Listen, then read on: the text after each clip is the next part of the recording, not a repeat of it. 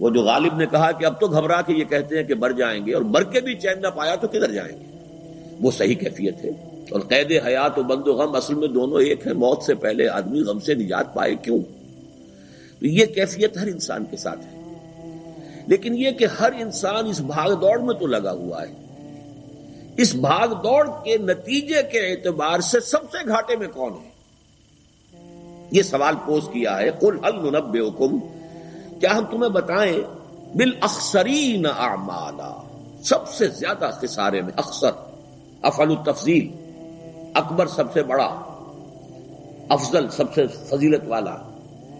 تو اخسرین اعمالا، اپنی سعی و جہد، بھاگ دوڑ، محنت، مشقت، جد و جہد میں سب سے زیادہ گھاٹے میں کون رہے؟ اب جواب سنیے، الذین ضل سعیہم فی الحیاۃ الدنیا، وہ لوگ کہ جن کی سعی و جہد دنیا کی زندگی ہی میں گم ہو کر رہے گئے، وہم یحسبون انہم یحسنون صنعا، اور اس کے باوجود وہ سمجھ یہ رہے ہیں کہ ہم تو بہت عمدہ کام کر رہے ہیں، بہت میں نے جائیداد بنا لی ہے، میرا کاروبار کتنا فلرش کر رہا ہے،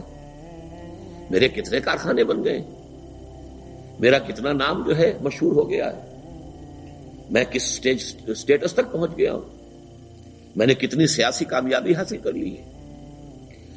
وہ یہ سمجھ رہا ہے، وَهُمْ يَحْسَبُونَ أَنَّهُمْ يُحْسِنُونَ صُنْعًا، صنع صنعت، وہ سمجھتے ہیں کہ میں بہت اچھا کام کر رہا ہوں، بہت بنا رہا ہوں اپنے آپ کو، میں نے بہت گین کیا ہے، میں تو بہت سکسیسفل لوگوں میں سے ہوں، حقیقت میں وہ اخسرین اعمالا ہے۔ کیوں ہے؟ اس لیے کہ اس کی نگاہ جو ہے ان چیزوں میں الجھ کر رہ گئی۔ گاہ میری نگاہ تیز چیر گئی دل وجود، گاہ الجھ کے رہ گئی میرے توہمات میں۔